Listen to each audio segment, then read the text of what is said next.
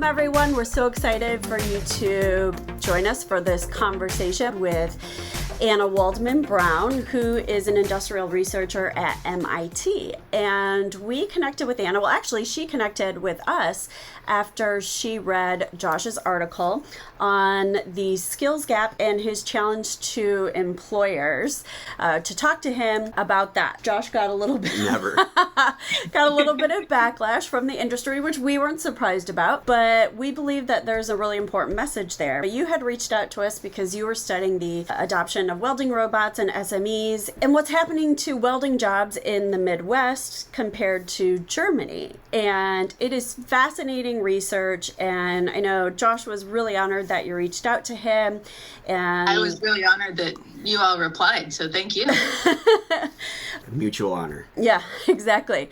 This whole conversation around, welder shortages that we keep hearing repeated over and over, but you are seeing a stark difference in what that means in Germany and what that means in the American Midwest specifically. We've now since read your articles and looked at the research that you're doing based on how the German welders are educated versus how the American welders are educated. But there's so much to unpack here, and so we want to pick your brain a little bit about all of this research. We really want our audience to hear from you directly.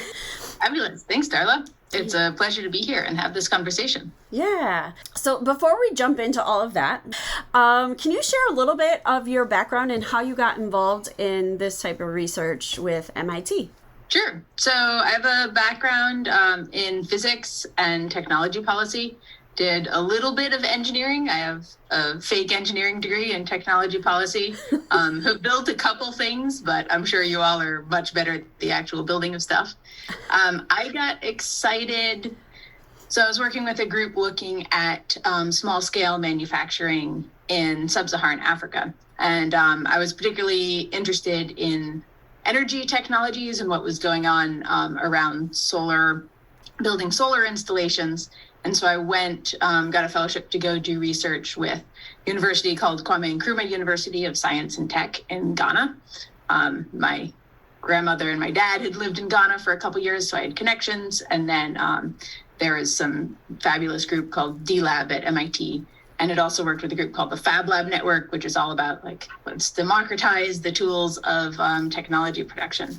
And so they do more high-end stuff, but I ended up working with a bunch of mostly mechanical engineers there. And it turned out there wasn't really anything interesting happening on the renewable energy front, but the automotive, there was these informal clusters of folks by the side of the road who were welding together car parts. And so there are all these small firm networks, people 2 to 5 people, maybe 10 at most, in sort of these ramshackle huts that are built out of, the cardboard and corrugated metal that was taken from some abandoned construction site, and they put things together. And in this, it looks kind of like a slum when you get in there, and you realize these guys are building the entire mass transit network for Ghana by hacking together. They get FedEx vans, and they'll build doors, and they'll build seats and put in 15 seats. And then that becomes a little minibus. And they've started exporting across West Africa. They send to Nigeria, Mali, Cote d'Ivoire. And they also build all of the trucks which transport the cacao beans, which are exported to make chocolate internationally. And so it's a hugely important part of the entire Ghanaian economy. But there are all these small scale manufacturers who get pretty much ignored. So I got really interested in particularly metal fabrication by studying these guys, and the folks at the bottom of the supply chain who are really critical for making everything else happen. Came back to MIT to get an actual degree in technology policy. And then a couple years later, with the sort of economic crisis, Trump got elected, MIT started getting mostly related to the globalization backlash. MIT started getting a lot of flack for what's going on in the US and what's happening with manufacturing jobs here, what's happening around globalization, and particularly like, we're building the robots, and are these robots taking everyone's jobs? And so I'd already been working, looking at metal fabrication in Kenya. There was a research team that started up called the Work of the Future in 2008. And so they invited me to come do my PhD with them and continue working on looking at metal fabrication companies, but with more of a focus on high tech and robots, and looking at the American Midwest. And so ended up joining that. It's also a lot easier to, go out to Western Massachusetts, where there's lots of manufacturing happening, and a lot of automotive too.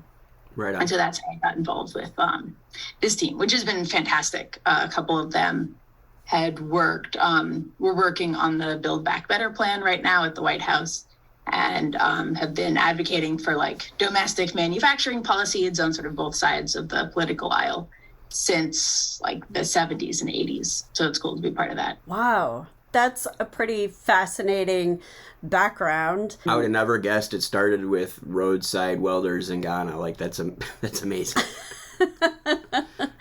I actually did an interview recently with a woman who went over to Ethiopia. She's a welder, but she was basically doing like mission work. But she ran into a group of welders, and they were building their own machines and transformers out of cardboard and just corrugated metal parts. And it was a little scary looking. Not OSHA approved. No, there are definitely some safety issues. Yeah. Particularly, so nice dark pair of sunglasses, and you're good to go. Yes. Yeah, there's definitely a belief that sunglasses will protect you from arc flash. Yeah. Which is problematic. Yeah, they don't. No. Spoiler narrator, they don't. Yeah, there's actually a colleague at my university in Ghana had done a study on Excuse me. cataracts and other welding related eye disorders across welders. And so there was the push for better safety education. Is it the education, or is the economics of PPE, or is it kind of both? It's definitely both. Yeah. I think people don't realize the craziest safety story I heard was from a young woman who had been doing electrical work in automotive repair. And so she was sort of an apprentice. Her boss said, "You can't do electrical work." And she was thinking of having a baby. Her boss said, "Look, if you want to get pregnant, you can't go under the car to do electrical work." And I'm not sure, like, there are other ways to jack up the car or do electrical work elsewhere. He convinced her to go into painting. And so then she was pregnant, and she was spraying cars. Yeah. There's like no decent fume hoods or like fume protections. No. Luckily, she then went and started her own shop later on that was sort of outside the cluster, where she could build a better enclosed area for like future. out of the frying pan into the fire. Yeah, like who says, "Oh, you want to have a baby? Why don't you just spray toxic chemicals?" Yeah. And We got some lead paint in the back. I hear that's even more safe. So. Yeah. So they have a long way to go. Actually, the sort of sad thing about this cluster now is that they really don't know how to deal with car computers or electric vehicles. And so there's going to be a big transition point.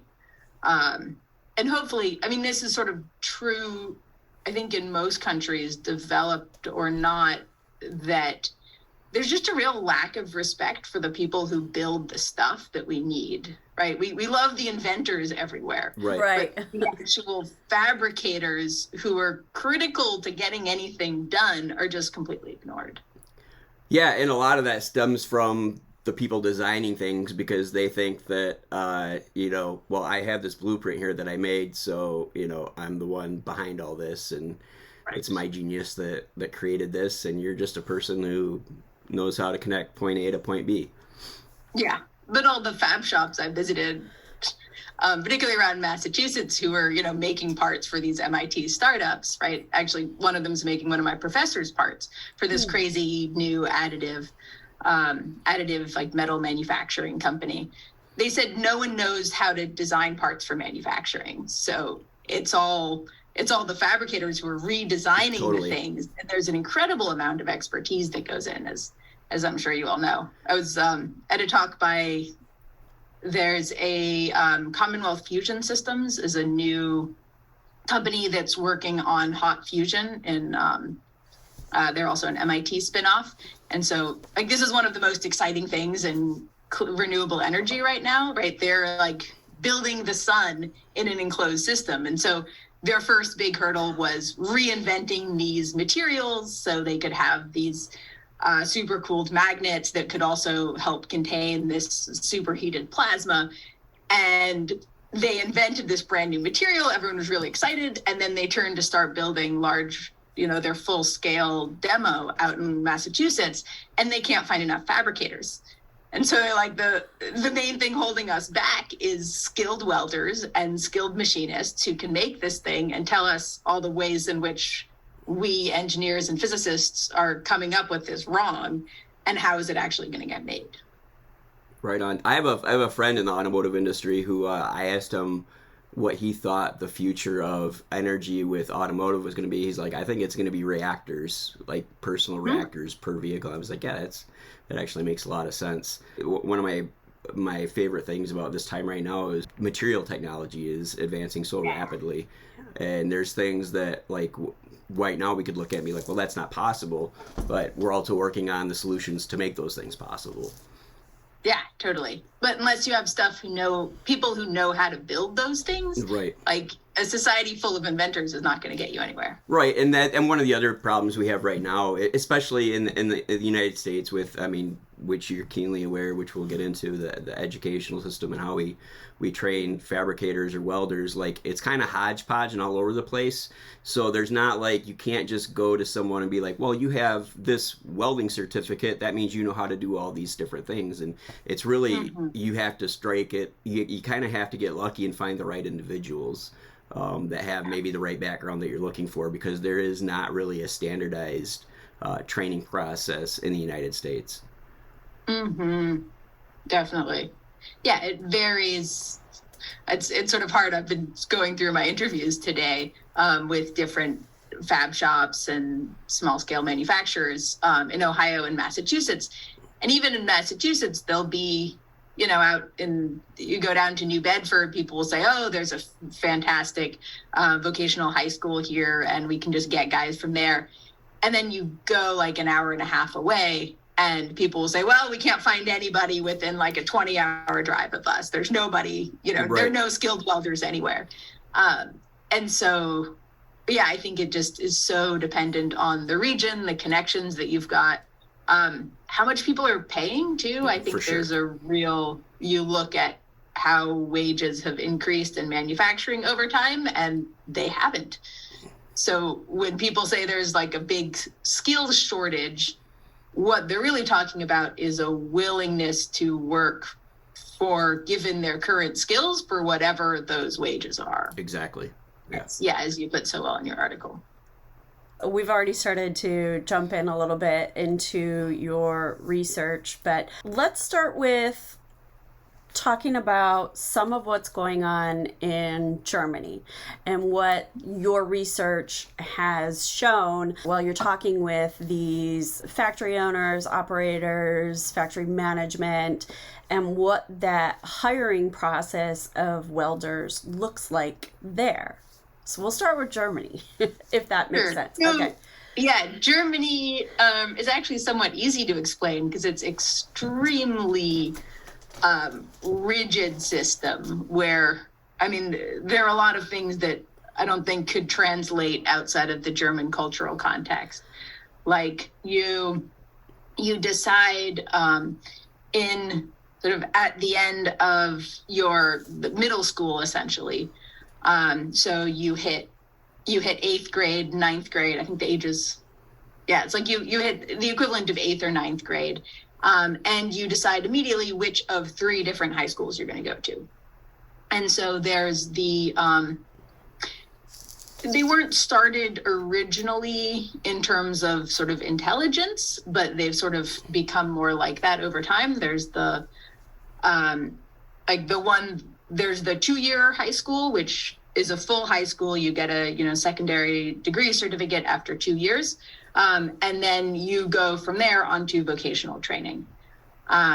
And your vocational training is for fabricators specifically, is a 3.5-year apprenticeship program where you will spend half of that time learning welding. You'll learn fabrication. There is a very rigid set of skills that you need to know, everything from blueprint reading to a little bit of 3D design and fabrication, building jigs. You build, the one center that we visited outside Stuttgart has you build the little, they call it like a robot arm. It's not, there's nothing mechatronic about it. It's just a little arm that you can move around with your hand. But in order to do that, you are piecing together sort of all of these different sheet metal components and figuring out how are you going to cut them, how are you going to machine them. You're playing with tolerances and fabrication processes, and yes, like kind of one of those things. Exactly. You need all those things to do. And so, there's also a metallurgy specification, like a metallurgy track as well. But the majority of, and I've only visited a couple of factories. I'll have more to say in February after I go visit some more German factories. But most people have this Konstruktion Mechaniker apprenticeship,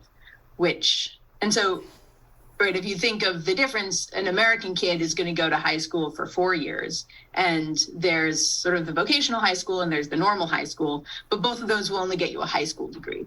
Right. In Germany, so there are 3 different high schools. You can go to the one that's sort of tracked to the trades specifically, which is 2 years. And then there are other options, which are 2 to 4 years. The most sort of advanced is based on if you want more of a white collar job. And so that'll be a 4-year degree program, and that almost always sends you to university. And then the middle one, you can kind of go either way. And there's a little bit of flexibility, but it's, imagine deciding at the age of, 15, right? What is my career track going to be? And it's a pretty stark difference. But the thing that works well is you walk into your average German factory. These are places, visited one firm that's the premier, which is the one they make like hot dogs and fish smoking machines, right? Or one makes specialty construction equipment. Then there are a lot of fab shops which service everything from aerospace to medical devices. And then, of course, there's tons of automotive, particularly in southwestern Germany. And again, this does sort of depend on where you are in Germany, but you walk in like the manufacturing center in Baden-Württemberg, the southwest, you walk into any smaller, medium manufacturer, and every single person on the shop floor has this vocational degree that is combined schooling and apprenticeship. And so they talk about the qualifications to have a job. It's, that you have all of these skills coming in, and about 72% of German apprentices are going to stay at that firm where they do their apprenticeship.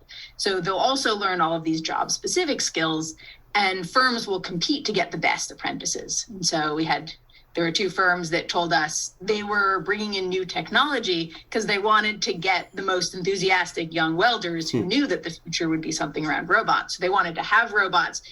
And you go to the websites of these German firms and they'll say right here, like, we're looking for apprentices. You click the apprenticeship thing.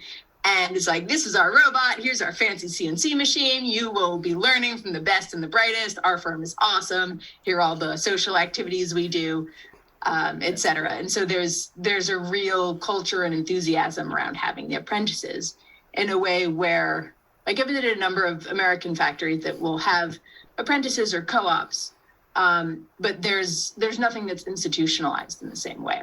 No, and so much of it is whether it's actuality or just it seems like so many factories are trying to invest so they can not put as much into the workforce, so they can decrease their labor costs or go for people who aren't as educated.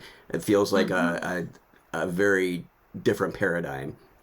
Yeah, there's been, at the same time as Germany has been sort of building up its apprenticeship more, they have a whole, I don't know if you've heard of Industry 4.0, but there's a whole effort to digitize manufacturing and bring in sort of sensors and robots and AI to whatever extent, cyber physical systems, all these fancy words that it's less buzzwords in Germany in the same way that it is in the States, where they're actually trying to bring digitization into the apprenticeship courses. And so they'll be teaching kids when they first get to these vocational schools where they'll spend half of their time in school and they'll spend half of their time at the factory doing their apprenticeship. It's really trying to introduce them to whatever the new technologies are and get them excited about the future of manufacturing. Right on.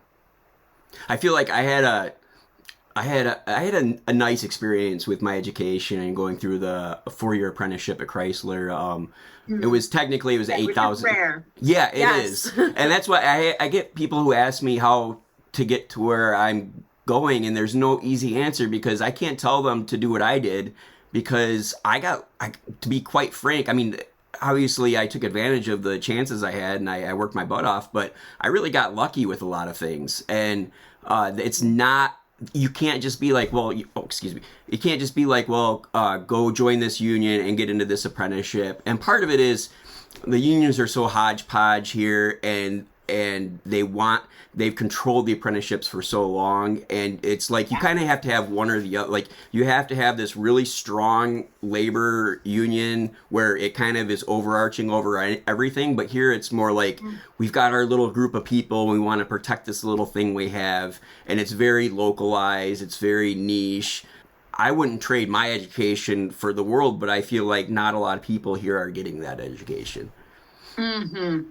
The phrase that fancy academics will use talking about countries like Germany is co-determination, meaning that like the unions representing the workers and the small and medium firms and the big firms have all been working together since the late, the 1890s or so, to figure out what's the best way to establish these kinds of programs that will let sort of the firms and the workers work together to establish. It was like all of these artisanal programs initially. It's a circle of beneficial, it's beneficial to everyone, whereas we're just, it seems like we just keep trying to get over on each other over here. Like it's how can we take advantage of this situation for, extra money in my bank account? And that goes for whatever level, but clearly the people who already have that money are the ones who are able to dictate the strongest terms. So, it's frustrating. We'll get into that. There's a sad story from the early days of apprenticeships in metal fabrication, like 1920s-ish in Massachusetts, where a couple of firms realized, oh, hey, we can get poor kids for really cheap. And so the apprenticeship systems were set up with decent intentions. Right. But the firms very quickly were trying to force kids to work all of the crappy jobs, to stay really long hours, and they weren't really teaching them anything. So of course all these kids left, and it sort of set up the apprenticeship as an exploitative system, whereas in Germany, there's more of this understanding where kids will go into the factory. Of course, they're going to be not paid as well, but they're also going to be mentored, and they're going to be offered a pretty great job upon graduating, in a way where a kid who's that same age coming out of, say, a 4-year high school, is not going to have that firm-specific experience. Right. I feel like there's many areas of the American manufacturing world that still kind of get, they're still perceived that way in some regards. And there's pros and cons. There's something to be said for, I'm not a huge fan of our educational system just because it's not like it could work, but basic like our high school system has degraded so much that by the time you're going to university, they're teaching you things that you should have already learned because we're trying to do mass education, so it's catered to like the lowest common denominator kind of thing. But at the same time, having the freedom to be able to choose what you want to do later in life it's it's hard to give up, but what are we really giving up when we're going into, 6-figure debt by the time we're 22 and we realize even at 18, I didn't want to do that. I don't know why I did that. And I think in Europe in general I don't have a lot of firsthand, just things that I've read. The European unions have always been strong, and it feels like they've always done more on-the-job training, which to me makes a lot more sense. Which, I mean, you basically just described that, like the benefits of that. I don't know. It feels like, is it possible for us to change here, or is that just one of those freedoms where we're like, no, that's my right to not choose to do something until I get screwed over by college debt? Yeah, I don't know. It seems and there is. I shouldn't say that it's not changeable, because I've seen so many things change in the last 15 years, 20 years since I was college age, and how we've perceived things. And we were even just talking to somebody the other day about how more and more corporations are, especially in the tech industry, are like, screw that piece of paper, that degree. We want to see if you can do the work. We want to see if you're trainable. And do you see things in our country evolving or changing to be more like that, or is that kind of a pipe dream? I think there are parts of it that we can take, and that, like, I've interviewed a number of small factories who say, the government sucks. We're all libertarians. The schools around us suck. We want to create our own welding school. And so the number of factories who have people who are, the lead, volunteered to be the lead for their AWS chapter. And they're going to the local Voc and telling them, look, these are the things that, we small businesses really want. I know more about the system in Ohio, but there's a number of these both employer and worker driven organizations that whereas in Germany, it's this very formalized kind of government and big firm led system. There's a lot more of this ground up, American innovation style, that I think has a lot of hope for the future. As long as we can work on networking that. And I think we do need some degree of government support for all of this, because, as you're all saying, there are things that are very broken about our system. And the interesting thing is the German system, actually last year they had it was a record in the fewest number of kids going on to apprentices. And so even Germany is having this crisis of, maybe kids actually want to go to college. And there's a lot more. And of course, colleges are, either free or heavily subsidized throughout a lot of Europe in a way that they're not in the States. But I think it's interesting because there are kind of forces on both sides, right? You've got the Germans moving away from the apprentices, while the Americans are realizing there's the state of, I think it's North Carolina, that has all these German-run automotive manufacturers who are saying we need to set up an apprenticeship system in our state. And so it's German companies working with the state to set up an apprenticeship program. Oh, that's cool. And so you're sort of starting to see on both sides. And then I think the boot camp idea that's become really popular, you mentioned programming, that there's a lot of, I talked to one firm which had a kid, 20-year-old girl, went to welding metallurgy boot camp in Maine and came back after 9 months, and she was starting to program this collaborative robot because she didn't have the welding chops yet,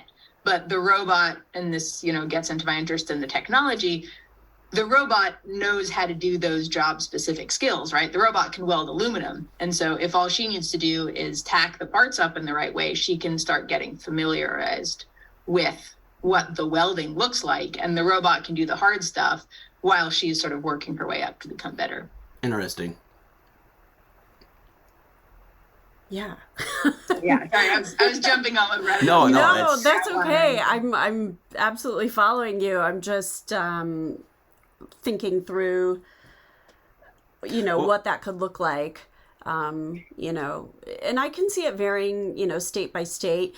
Quick question about Germany. So this opportunity to go to, go through this high school program, is that pretty much, it's all across the board in Germany? So like no matter where you live, or is, where you live, does that sort of determine your opportunities very much like it does here in the United States?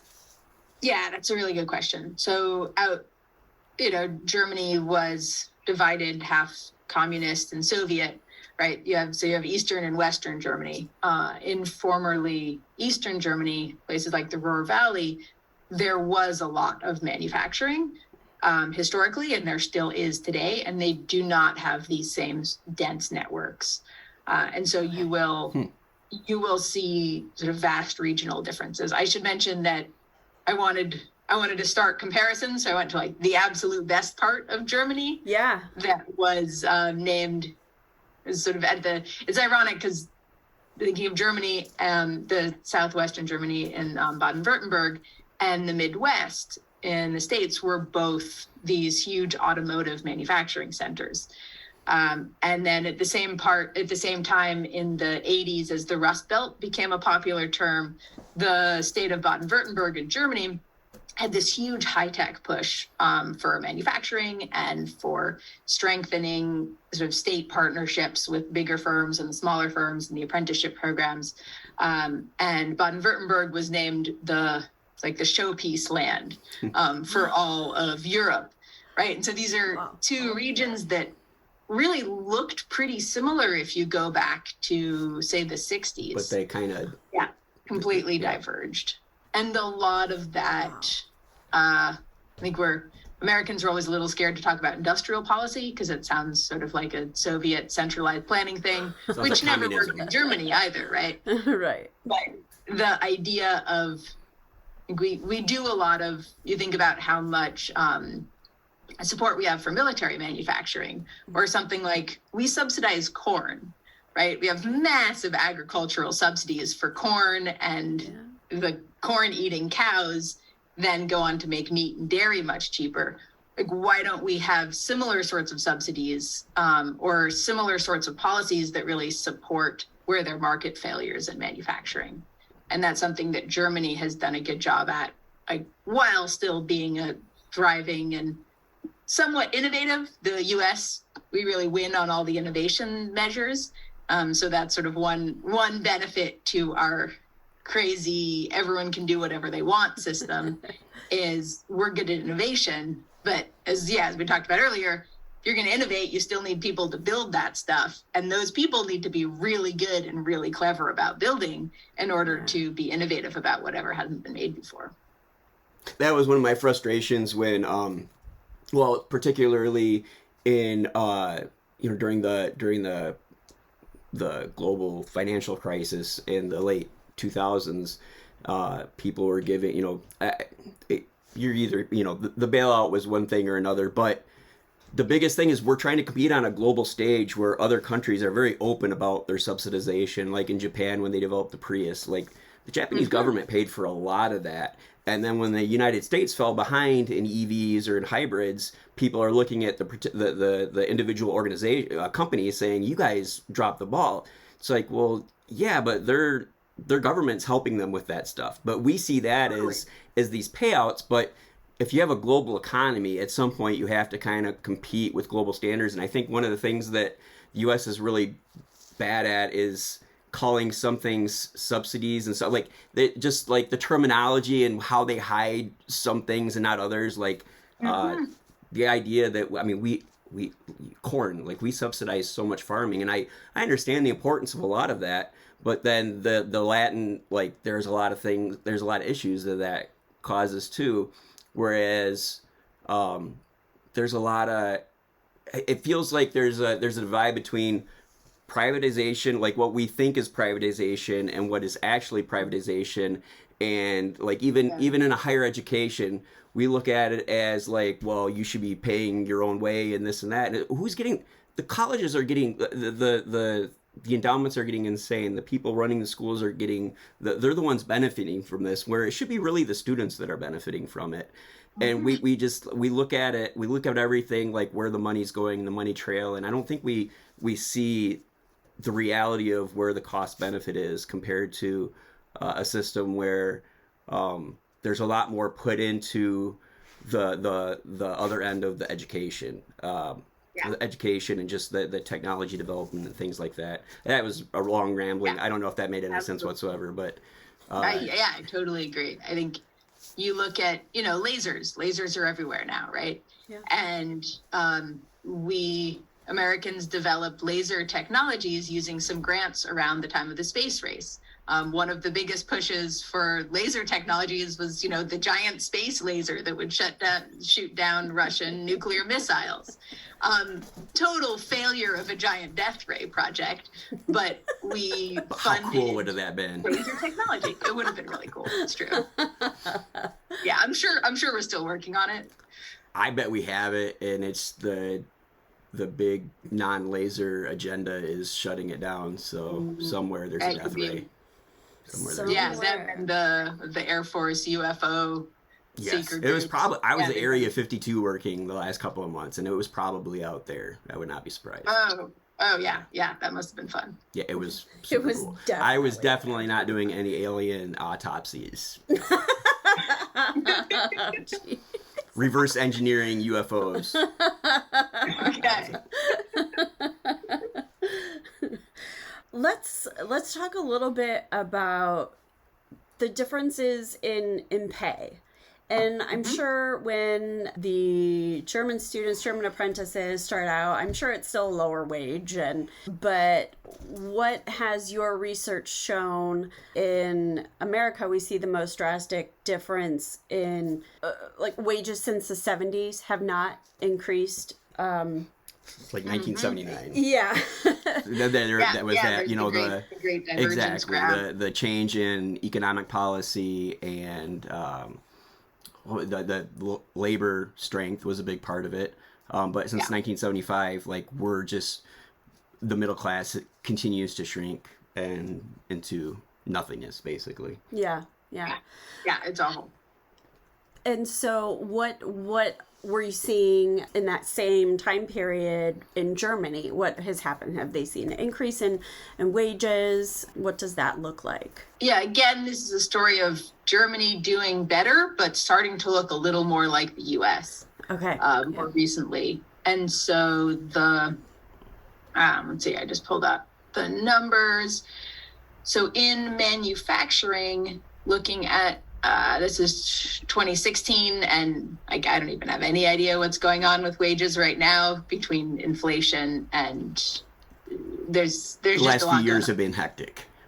Yes, right. But going back to 2016, so the average German manufacturing worker who has more both general and firm specific skills than the average U.S. manufacturing worker earned $43.10 plus $8.88 in benefits per hour. And the average American earned $39 with only $3.66 in benefits. So you can see they're closer in the average salary. The Germans have much higher benefits. And then if you look at medium skill, there's a much bigger difference. It's medium skill. That's someone with a vocational certificate in Germany and probably a high school degree in the US. And so it's about the same number roughly of years of schooling, right? But again, the German system is going to be much more tailored towards whatever you're going to go into. Right. In 2016, average German earned $24.31 per hour. The average American earned $14.55 per hour. Right. So there's a $10 per hour difference, which means a lot when you're talking about $14 an hour. Yeah. Absolutely. That's a huge schism there. So, so it's the skill level, right? Because you look at the average manufacturer, the average manufacturing worker is probably knows a bit more about programming or even has a university degree, right? In Germany and the US, because I think there are a lot of don't know exactly how they define manufacturing worker, but I think like your, automotive company managers would probably count as that. And so it's really this medium skill. And so you look at the US compared to a bunch of comparable developed countries, we are really bad at paying medium skill workers. And I don't really like this term because some of these medium skill, right? It's all about formal education. Yeah. It just falls into that classification. Yeah, I get it. One of the other things that I'm guessing, like here, so let's say you've spent 10 to 15 years in a job. If you go, like a lot of times what we'll have happen is we'll have people being laid off to hire in cheaper labor, even though it's not as skilled. And then a lot of places, if you top out like roughly in the US, if you're in the skilled trades, 10 to 15 years, you're not going to be making a lot more money than you're making right now. But if you have to start over, a lot of places only pay by seniority, not on skill level. So you're basically like where I work right now, if I were to go in and hire in right now, I would make roughly $16 less an hour than what I'm at right now. And that has nothing to do with skill. It has everything to do with seniority. But I'm guessing in Germany, there's a little bit more loyalty on both ends from both the employee and the employer. There's more of a mutual beneficial kind of thing going on. Yeah, it really does cut both ways, as you're saying, because the worker needs to know, if I stick around here, what am I going to get for it? And the firm knows, we've trained you up. If you stick around, we're going to make your life better too. Here, that training is considered a reason for loyalty. It has nothing to do with pay. It's like, well, we trained you, so you should stay here. It's like, well, yeah, you trained me, so you should pay me more, so I'll stay here. Like, there's just this gap, this little piece of the puzzle that's missing that kind of affects everything.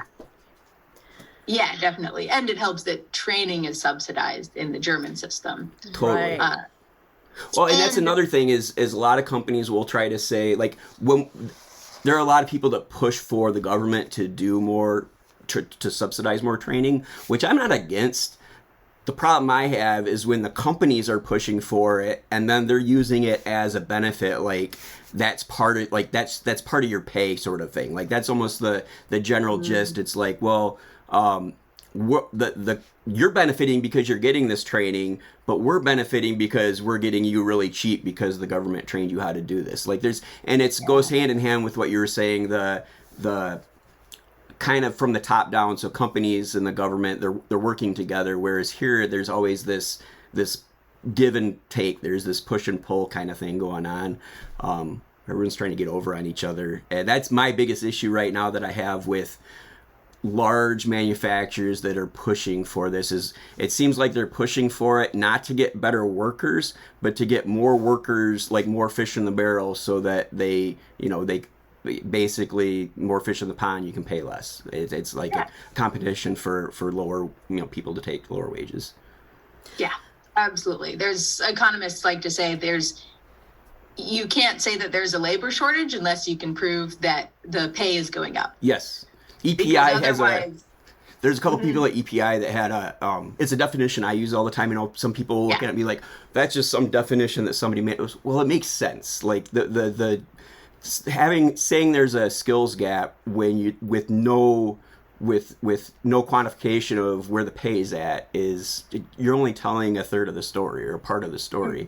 But I agree with that definition. I think that it's like there's a certain percentage, like there has to be a certain unemployment rate and a certain wage increase, and then you can say, okay, your wage went up this much and you're still not finding workers, then you have a skills gap. And we don't have that. Well, there's like, hi April, our little pit bull just burst in. Our dog just walked in.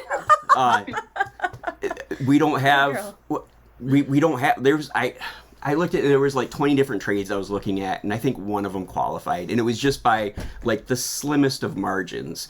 The rest of them are flat out like even with welding, we look at it as a growth industry, but the reality is the the Board of Labor Statistics, or the Bureau of Labor Statistics, is like the growth is average at best. Like it's not this like this torrent of and that's where I come in. That's where I feel frustrated when I see all these societies and these organizations putting out that, we're going to need 400,000 welders next year. It's like, we have like 400,000 welders total in the country right now. We don't need, next year we're not all going to need like 10 million more welders or whatever the numbers they come up with are. So I get frustrated with that. I'm going on a side note now. So rein me in, Darla. Rein you in, huh? I'm not getting involved in that. One of the problems, I think, to be fair to particularly the smaller manufacturers, the big guys have no excuse, right? They should just be paying people more. Yeah. This goes back to there's a funny history of American firms adopting more technology than the technology is actually capable of in an attempt to get rid of skilled workers. And so you saw this with the automotive firms. They brought in these milling machines around the cusp of when CNCs were just being invented, which were billed as management run machines. And so the ads say you could just sit at your desk and then have an unskilled operator loading and unloading this thing. And of course it was a total disaster because management didn't know how to program the machines and they got the punch cards wrong. And then there was no one on the shop floor who knew what to do with them. But this all came about at the same time as this real strife between the automotive unions and the factories themselves. And so there's even Elon Musk. I was just the other day, yeah. I was just biding my time until I could. When in Fremont, he was like, "I'm just going to automate everything," and it's like, oh yeah. The alien juggernaut of fully automated lights out factories. Yeah, maybe you don't know more about manufacturing than anyone else in the world, Elon, because that did not work. No, the exact same thing. Like trying to push the technology to do things that it wasn't capable of doing just because you wanted to pay less people. Exactly. We're really good at that in America. Yes. There are firms that we asked about welding robots who would say, "Oh no, we see these welding robots on used equipment websites all the time because everyone just keeps trying to buy welding robots to get rid of welders." And then it turns out welders, you even still need welders to program most of your welding robots. Yeah. It just doesn't work. And so there are a couple of firms who are like, we're never going to get a welding robot. We see way too many people trying to sell them because they bring them in to replace skilled workers and then they don't do what anyone wants them to do. Yeah. And it goes both ways. Like you need both. Like you can't have one, you can have a welder without the robot, but I'm seeing a lot, and that was one of the things going to FabTech this year that personally, like, I was blown away by the amount of automation that was there, but specifically the cobot, the interactive man and machine kind of thing. That seems to be really the next step, and companies are making a concerted effort to make it so that, because just to do, it's the same thing with like one of the reasons going from like cruise control or like cruise control or lane control with cars, like going from that to fully automated, that's a huge jump. And it's the same thing with manufacturing, like to go from someone making stuff by hand to just punching a button and a machine to do it. Like that's a gap that's just, it's way off in the distance. It's way farther than people realize. Like going to complete AI but man, working with machine is kind of feels like that's where that sweet spot is. Yeah, I love your sculpture with the dancer and the robot. That's exactly it. Thank you for checking out part 1 of our interview with Anna Waldman-Brown, and stay tuned for a continued conversation in part 2, where we discuss automation and AI risk, ethical economics, why expert welders are still needed for our future, and so much more. We'd love for you to join in the conversation, so please send us your comments and questions, and we will get back to you. Thanks again to Anna, and thanks to you for watching.